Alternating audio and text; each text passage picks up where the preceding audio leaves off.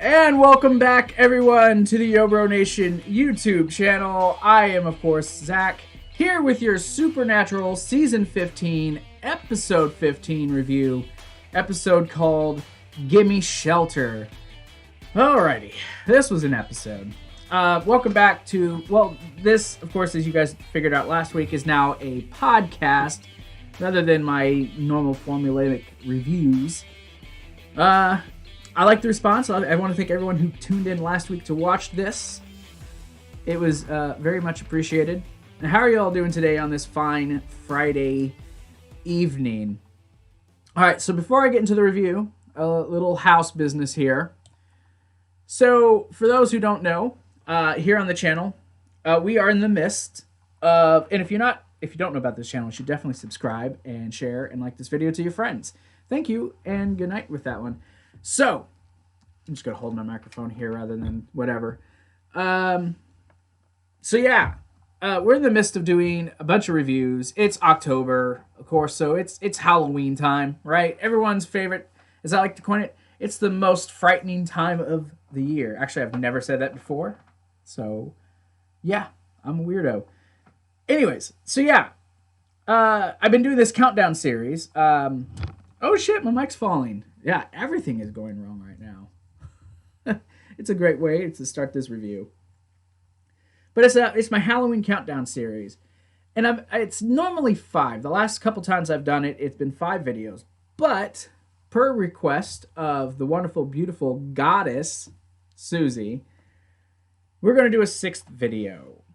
This Sunday is going to be one extra. It's a special. It's a bonus video for the countdown.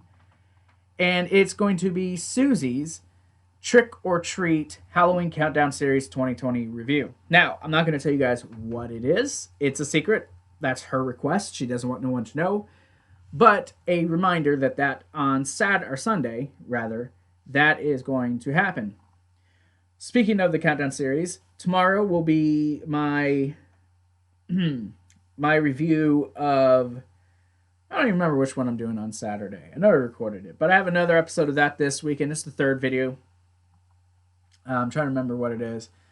I guess it don't really matter, but you guys can come in at, Halloween 2018. Jeez, I'm telling you, I am super off right now, so if y'all are like laughing at me right now, it's totally justifiable. You guys can laugh at me. So yes, like I said, missed a Halloween, but we're not here to talk about that. Just a couple things I just wanted to bring up. So let's go ahead. Let's get into this Supernatural review. So yeah, Gimme Shelter.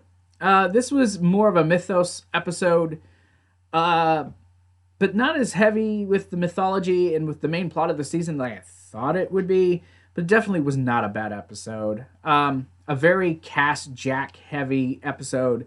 Sam and Dean were more or less B-plot in this one. Sam and Dean went to find Amara, while Jack and Cass dealt with the case of people being murdered by someone in a weird-looking mask. It was a good episode. Seeing Jack and Cass doing this case, Cass is already awkward, right? Cass is already an awkward individual. And then you get Jack, who's so childlike, and he's such a good person. I loved it. I'm not even gonna lie. I loved it. Seeing those two together, talking to the sheriff, it was great.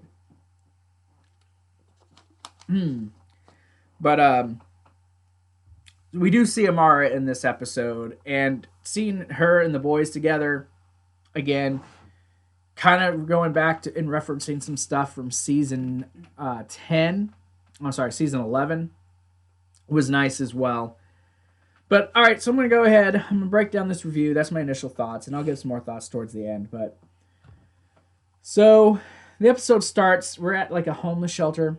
People are being fed, and you get these 3 younger kids. I believe, I can't remember. One is just some girl. Even in the IMDb, her name is just Sylvia's friend. It's her, some kid, I believe, named Connor. And a girl named Sylvia, and they're kind of making fun of this homeless lady and saying that she needs to leave. And Valerie. Valerie was one of them, I think. But anyways, so they're all making fun of her, and they're telling this Connor kid, hey, you need to make her leave. You know, so he goes up, and then we see the pastor, who we later learn that his name is Joe. He's like, look, yes, we have this policy, but what else do we have? Spirit. He's like, all right, so you can make her leave, but remember, remove her with compassion. Sorry, I need a drink. So he goes, he hands her like a bowl of food, and you see her talk, but you don't hear what is actually said. You see the boy later on, he's walking, he starts hearing voices, and he trips. And when you see, he looks and he sees like his bear. It's like a very old bear. And they actually said what the bear's name was, but honestly, I forgot that already. But he starts to talk to him, says his name, and then he's got like one of those little things that they use for the alligators to ring him in, the little noose looking thing, and he gets dragged away. So then we go to the bunker. Intro title card. Then we see Sam and Dean they're looking for Amara. They're talking, and they're discussing where she might be. And Dean says, well, this happened in Electric City, so maybe she's there. And Sam's pretty much like, are you sure? He's like, yeah, she's a player. He says, besides, all you can eat prime rib? So they decide they're going to go to Electric City. Cass shows up. They tell him what's going on. He says, what do you want me to come with? You know, it's Amara.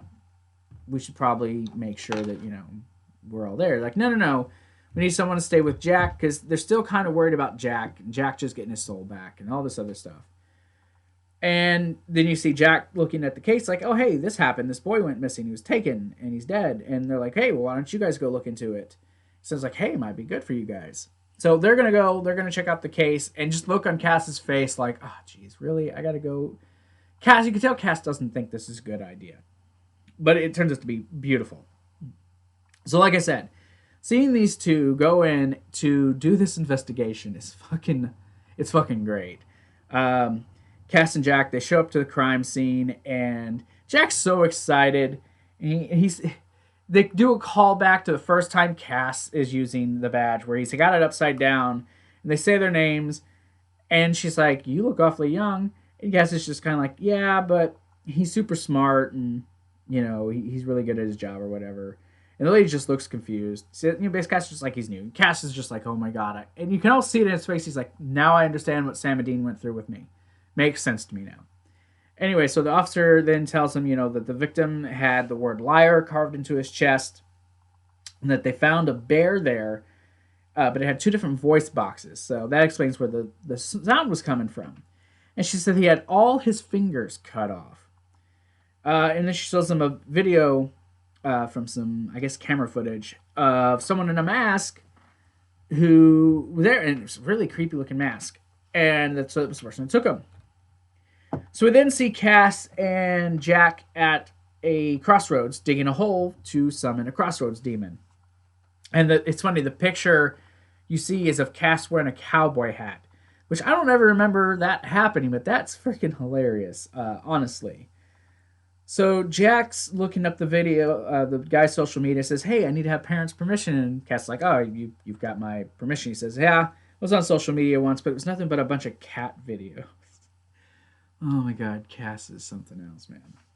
So the demon comes out. He's got this, I don't know if he's trying to impersonate Crowley, but he's got this voice, and he's referring to himself in the third person. His name was Zach, of all things. And they're like, look, you're a demon. You know, who did this? He's like, look, really, I have no clue. He says, we're not even allowed to make deals no more. No one's making deals. He talks about, you know, they're going to go where they're going to go. I guess it's a new rule from Rowena. But he's like, hey, can I help? He's like, I'm bored. Like, this poor guy is really trying to do something. This poor crossroads demon, of all things.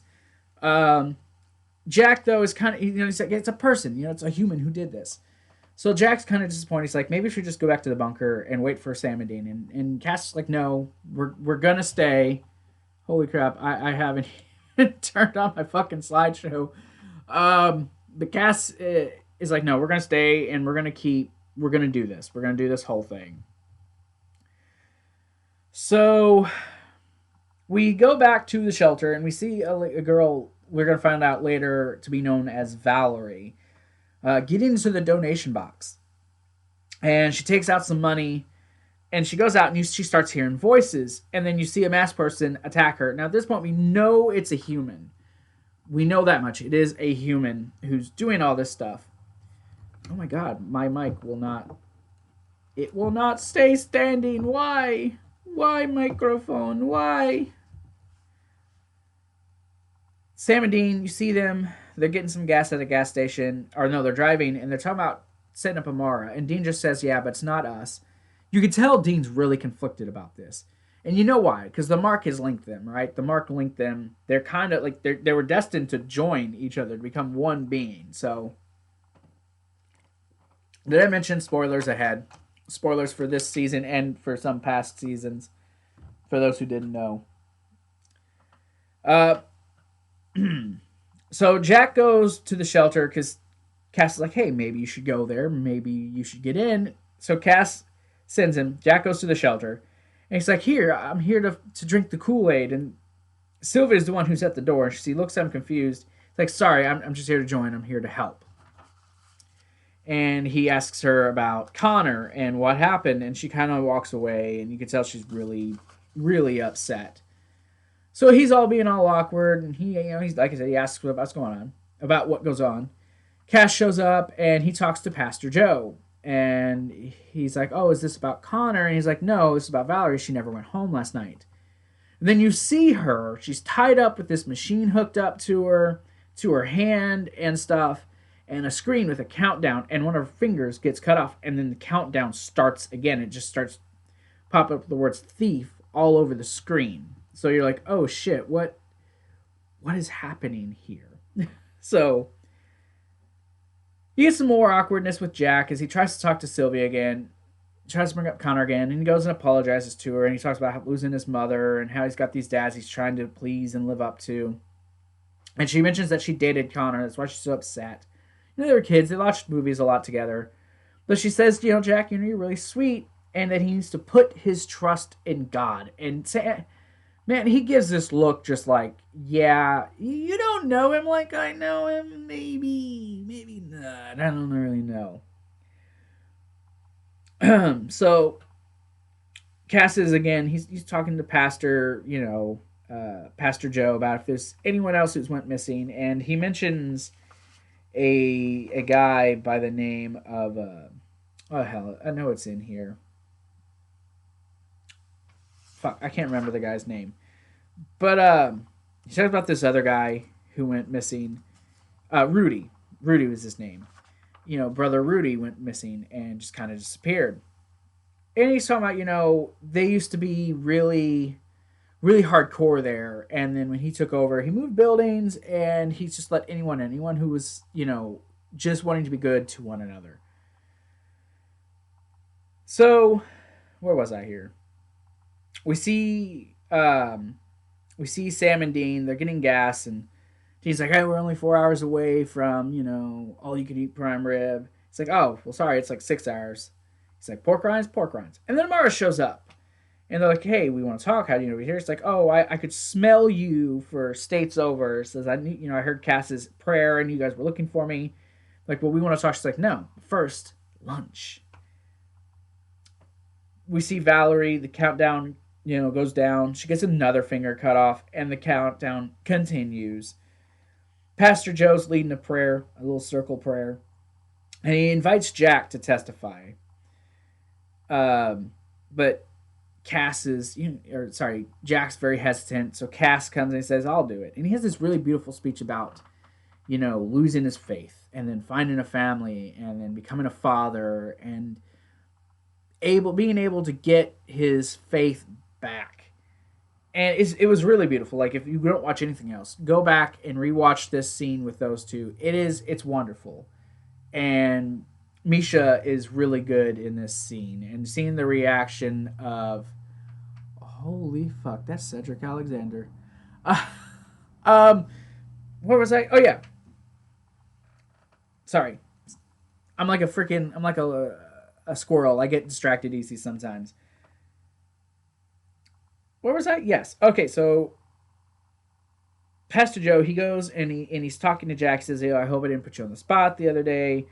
He talks about, just finding himself and all this other stuff and trusting God. And then you hear this like noise, and then the screen starts to fizzle, and all of a sudden you see a countdown finish 3, 2, 1, and then you see Valerie on there and her finger being cut off, and they're all freaking out.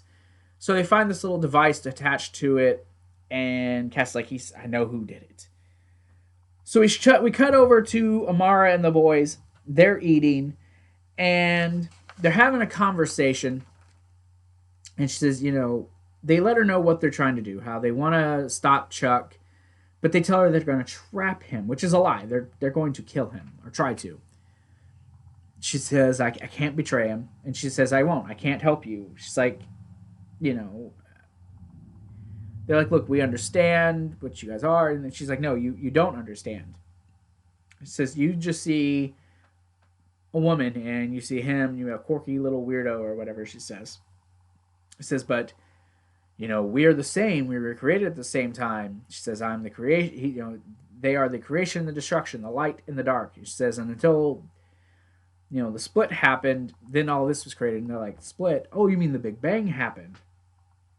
And Dean points out the fact that, you mean when you were tossed into your cage and he betrayed you. And she says, she believes, that it hurt Chuck when he trapped her, which we know not the case. This guy don't give a fuck about her. But Amara was a really good, you could see the emotion on her face. Like, she really meant these things, and you could tell that, she really doesn't want to betray her brother again. She really does feel bad. Cass and Jack, though, they show up at this guy Rudy's house, and he's dead. So obviously it's not him. So you're like, well, fuck. Who is it? Who did the deed? Who did this? And we cut back to Dean, who they're sitting on the car, and Dean looks mad. Sounds like, look, maybe it's for the best. Dean shuts the car back off. He says, I got to ask her a question. So he goes back in. He just sits down and he goes, why? And she says, look, I explained. She's like, no, why'd you bring her back? Why did you bring my mom back? He says, you said you did this to teach me something, this and that. And he says, but how'd that end? I said, he's like, there was no happy ending. She's dead now, in case you didn't know. And she says she wanted to show him two things. One, that his mom was just a person. That the life she lived was a myth. And that maybe if he saw the person she was, he'd realize that that was better than the myth that he believed that his mother was. Also, that seeing her would release him from his anger and put out that fire. But she says she knows she failed. He says, you're damn right. Dean says, you're just another cosmic dick rigging the game. He says that it's not just him. It's Sam, it's Cass, it's Jack, and it's her. He says, and Chuck doesn't give a damn about you. And she's hesitant. He says, look, I'd never hurt you. And she just says, I'll think about it. Like, you can really see it in that moment. She knows he's not lying, because she knows Dean can't lie to her, even though he kind of is. So we go back to Cass and Jack, and they're talking to Pastor Joe. Sylvia is crying, and her best friend, and it literally, like I said, IMDb says Sylvia's friend, says she posted what happened and that social media is going bananas. She's getting all these sad faces. She's like, I can't believe it. It's just so crazy. And Sylvia says, I believe. And she stabs her in the chest, says, but you didn't. We cut back from commercial break. Pastor Joe, he's in front of Sylvia's friend. He's trying to help her. He goes and he tries to find Sylvia, but he finds Valerie locked up in a shed very close to the shelter. I didn't see exactly where he went. But, he's trying to help her. And then Sylvia shows up, puts a knife to her throat, says she blames him for changing things, that things were good the way they were. Jack comes in. He's like, look, let me help you. She's like, everyone's trying to help me. Who are you?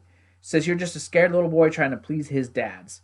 She stabs him in the chest, and he heals, and it stops her for a second. Cass shows up, puts her in a neck hold. He's like, don't hurt her. Cass puts her to sleep.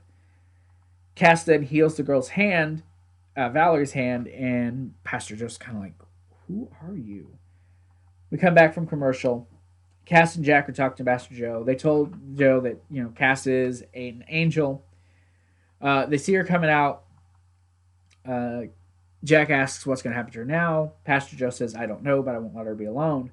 Then you notice that the cop that has her is the Crossroads demon, Zach. And he has a little smile and his eyes turn red. So I don't think they're done with that plot with him. Or maybe it's just something to be like, oh yeah, he was there. Don't forget that. And Cass tells Jack that as they're driving, says, I know you have this heavy burden, but you don't have to burden it alone. And Jack says, yes, I do. He says, I've been lying to you guys. He says, when I kill Chuck and Amara, I'll die too. He says that the spell that Billy is making Jack into a bomb. And that when he gets them together and he sets it off, it's not just going to kill him, but it's going to kill him too. He says, but he asks him, please, don't tell Sam and Dean. He says they won't understand. This is the only way that I'll get them to forgive me. Cass says, no, I've watched you die once. I'm not going to do it again. Cass puts his hand on his shoulder to comfort him and says, but it's not your choice. So we get back to the bunker, and Dean is getting a bottle of whiskey, and Cass comes in, and this is the last scene. So they kind of, how did the case go? Oh, what happened? He says, Mars, we found her. I think she's on board. He's like, good. He says, well, I'm going to go. And Dean's like, well, where are you going? He's like, I'm going to go find another way. He says, I have to. I need to. He says, but in case something goes wrong, if I don't come back, he says, I need to tell you and Sam something. And that's the end of the scene. So, I don't know if he's going to tell him about Jack or if he's going to tell him about his deal with the empty. But it's something big. I thought we were going to get that in this episode, but apparently we're not, which is fine. The preview for next week, apparently they're going to a hotel where they had a childhood friend who died, and they're figuring out whatever killed her. I don't know, the audio sucked on the preview that I watched, but that's next week's episode. It looks like it's going to be maybe another filler episode. Doesn't look like it's going to be related to the main plot of the season, which kind of sucks. You're down to your final 5 episodes, and you're still doing fucking filler episodes. No. Give me episodes pertaining to Chuck, to Amara. I don't need these Monster of the Week episodes at the end of the fucking season. Just give me what I want, Supernatural. I don't need more cameos. Just give me season progression. Jesus Christ. I better not see another filler episode after this. Or after that. So, that's my little rant. That's probably my complaint about the episode. But yeah, the episode as a whole, thought it was great. Well, not great. It was a really good episode. A lot of stuff, like I said, with Jack and Cass. It was really good to see those. You really saw the father-son dynamic. It was good. God damn. My microphone won't stay standing. But it was really good. I enjoyed it for what it was. I'm looking forward to next week's review, or next week's video, or whatever. Fuck, next week's episode. I cannot talk. Holy shit. Anyways, that's going to do it for me. I hope you guys have a great rest of your Friday. I will be back next week with my review for the next episode, episode 16 of Supernatural. And you guys have a great night. Remember, Sunday, trick or treat, ? A Halloween countdown series special, whatever we're calling it. Susie's review. So I'll see you guys on Sunday, tomorrow, Saturday, all weekend. You guys will see me like 1,000 times. So I'm done. I'm rumbling. Y'all have a great weekend. And remember, you guys, join the nation.